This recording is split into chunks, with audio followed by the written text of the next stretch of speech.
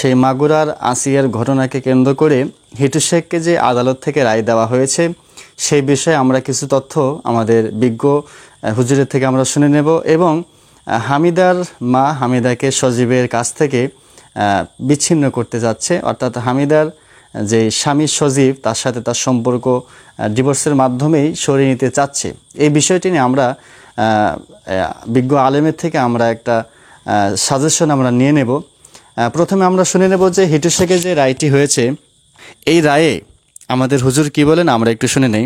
আসসালামু আলাইকুম ওয়া রাহমাতুল্লাহ। ওয়ালাইকুম আসসালাম ওয়া রাহমাতুল্লাহ। বিজ্ঞ আদালত হিটু শেখের ব্যাপারে যে ফয়সালা করেছেন তারা প্রমাণ সাপেক্ষই বিজ্ঞ আদালত তারা এই ফয়সালা করেছে যে হিটু শেখের মৃত্যুদণ্ড।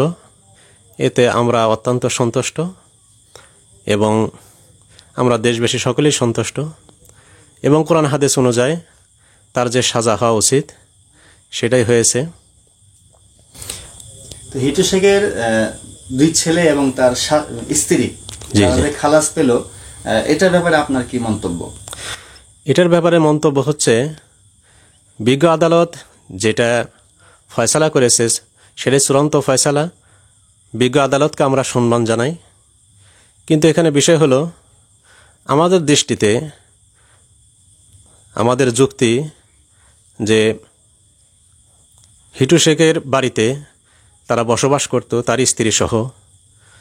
হিটু শেখের দুই ছেলে এবং হিটু শেখ যে খারাপ, সে যে একটা অসামাজিক কাজ করেছে এটা তারা জানে এবং পূর্বে থেকে তার চরিত্র খারাপ ছিল সেটা অবশ্যই তারা জানে।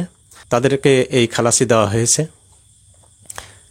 আমাদের দাবি থাকতে পারে এবং এখন যে বিজ্ঞ আদালত যে তাদের তিনজনকে খালাসি দিয়েছে, বিজ্ঞ আদালত আসলে যে বিচারটা করে সেটাই তো সঠিক, তো অবশ্যই তিনজনে কোনো দোষ পায়নি। তো এই বিষয়টি নিয়ে এলাকাবাসী, আসিয়ার যে এলাকায় থাকেন সেই এলাকাবাসী সকল একটু মনক্ষুণ্ণ যে বিজ্ঞ আদালত যদি তাদেরকে একটা শাস্তি দিত, শাস্তির ব্যবস্থা করতো তাহলে খুশি হতো। সেই ক্ষেত্রে যেহেতু বাকি তিনজনের তো বিজ্ঞ আদালত কোনো দোষ পায়নি। এখন বিষয় হলো যে বিজ্ঞ আদালত তারা প্রমাণ সাপেক্ষ বিচার করবে, ফয়সালা করবে। যদি সাক্ষী না পাওয়া যায়, সঠিকভাবে প্রমাণ যদি না পাওয়া যায় এবং প্রমাণ সাপেক্ষ তারা বিচার করবে। যেহেতু আসিয়ার সাথে যে অসামাজিক কাজ করা হয়েছে সেখানে তাদের কোনো সংযুক্ত পাওয়া যায়নি বিধায় হিটু শেখের দুই ছেলে এবং স্ত্রী এই জন্য তাদেরকে খালাসি দিয়েছেন। এটা আমরা কোর্টকে বিজ্ঞ আদালতকে আমরা সম্মান জানাই, কিন্তু আমাদের মনের একটা আবেগ, যেহেতু তাদের বাড়িতে ঘটছে তাদের একটা শাস্তি যদি হয়তো 2 বছর বা 5 বছরের, তাহলে একটু সকলের একটু ভালো লাগতো আর কি। এখন এখানে আরেকটি বিষয়, আসিয়ার মা বলেছে যে হিটু শেখের যে রায়টা দেওয়া হয়েছে এটাতে সন্তুষ্ট আছেন, কিন্তু বাকি তিনজনের রায়ে সন্তুষ্ট না। এই কথা আসলে কতটুকু যৌক্তিক, এটা কি আসলে উনি বলে ঠিক করেছেন কিনা? হিটু শেখের রায়ের ব্যাপারে তিনি সন্তুষ্ট আছেন বলেছেন, আর 2 ছেলে এবং তার স্ত্রী যে খালাসি পেয়েছে, মুক্তি পেয়েছে, এজন্য সে অসন্তুষ্ট। এটা হতেই পারে, যেহেতু তার মেয়েকে অসামাজিক কাজ করে মেয়ের জানের নিরাপত্তায় ছিল না এবং সে দুনিয়ার থেকে বিদায় নিয়েছে। আসিয়ার মা বলেছিল যে তারা যদি ওই সময় উচিত ছিল যে প্রতিবাদ করা হিটু শেখের, কিন্তু তারা প্রতিবাদ করে নাই। না করার কারণ বোঝা যাচ্ছে তারাও জড়িত আছে। চেয়েছিল যে তাদেরকে যেন একটা শাস্তি দেওয়া হয়। এটা একটা আপনাকে বিশ্লেষণ করে দেন।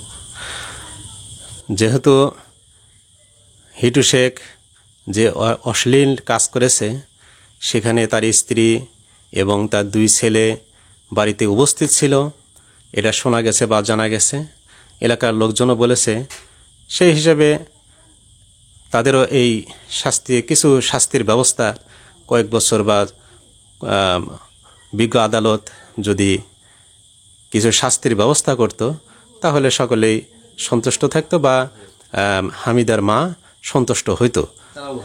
তারাও ভয় পেত, দেশবাসী সকলেই সচেতন হইতো। এই ধরনের চরিত্রের মানুষ যারা, তারা সকলেই ভয় পাইত। এখানে হওয়ার আরেকটা বিষয় যে যেহেতু তারা 3জন খালাসি পাচ্ছে, তার মেয়ের জামাই সজীব তো এখন আসিয়ার মায়ের কথা হচ্ছে যে আমি তার থেকে আমার মেয়েকে বিচ্ছিন্ন করাবো, ডিভোর্স দেবো, তার সাথে আমার মেয়েকে সংসার করতে দেব না। তো আসলে ইসলামের দৃষ্টিতে মেয়ের পক্ষ থেকে কোনো ভাবেই মানে জি, জি। ডিভোর্স নেওয়া কোনো অনুমতি আছে কিনা সেই ক্ষেত্রে এখন আপনি একটু বিস্তারিত বলুন। বিষয় হলো, মেয়ের পক্ষ অর্থাৎ হামিদার মা যেটা দাবি করছে, তার দাবি করেছে যে আমার মেয়েকে আর তাদের কাছে পাঠাবো না। হামিদাকে সজীবের হ্যাঁ, হামিদাকে সজীবের কাছে পাঠাবে না, সম্পর্ক বিচ্ছিন্ন বা বিবাহ বন্ধন বিচ্ছিন্ন করে নেবে, তাদেরকে কোর্টের মাধ্যমে ডিভোর্স করে নেবে। এটা তার যুক্তিযুক্ত তার এই দাবি। কারণ হলো, তার এক মেয়েকে সেখানে গিয়ে হারায় ফেলেছে। জানের নিরাপত্তা নাই, যে বাড়িতে জানের নিরাপত্তা নাই, একটা মেয়েকে যখন আমি বিবাহ দেব, সে বাড়িতে আমার আত্মীয় স্বজন, সে বাড়িতে আমার আরও লোকজন সেখানে যাতায়াত করবেই।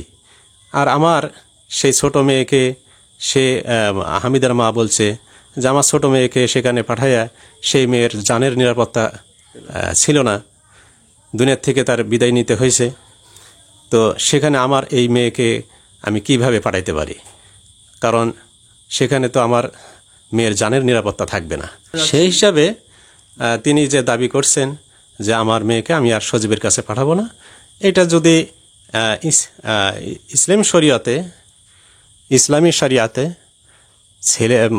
স্বামী যদি তালাক দেয় তাহলে তালাক হবে। স্বামীর কাছে স্ত্রী তালাক চাইতে পারে, স্ত্রীর পক্ষ থেকে তালাক চাইতে পারে, তার উচিত তালাক দিয়ে দেওয়া। এবং সে যদি তালাক নাও দেয়, সামাজিক মজলিস করিয়া, সামাজিকভাবে যে ইউনিয়ন চেয়ারম্যান থাকে, গ্রাম্য সালিশের মাধ্যমে বিবাহ বিচ্ছেদের ফয়সালা করে নিতে পারে। এখন যদি সজীব যদি মানে ডিভোর্স না দেয়, সেই ক্ষেত্রে কতটুকু গ্রহণযোগ্যতা হবে, ইসলাম তাকে কতটুকু করবে? বিজ্ঞ আদালতের সাথে কি যোগাযোগ করবে, না কিভাবে কি করবে, একটু বিস্তারিত বলেন। প্রাথমিকভাবে সজীবকে যখন প্রস্তাব দেবে যে আমার মেয়েকে আমি সজীবের সাথে আর পাঠাবো না, বা এই সজীবের সাথে এই সংসার আর করানো হবে না, সে যদি তালাক না দেয়, তাহলে প্রাথমিক পর্যায়ে গ্রাম্যভাবে সালিশ করিয়া বা ইউনিয়নের যে চেয়ারম্যান আছে, চেয়ারম্যানের শরণাপন্ন হয়ে এই ফয়সালাটা করে নিবে। তাও যদি ফয়সালা না মানে ছেলেপক্ষ, তখন আদালতে আশ্রয় গ্রহণ করবে।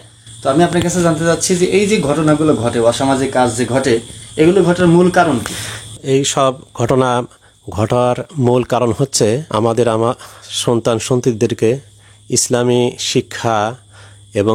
শিক্ষা দীক্ষা এবং শরীয়ত অনুযায়ী তাদেরকে পরিচালনা না করার অভাবে, শিক্ষা না দেওয়ার কারণে, ইসলামী শিক্ষা, কোরআন হাদিসের শিক্ষা না দেওয়ার কারণে এই সব ঘটনাগুলো ঘটে থাকে।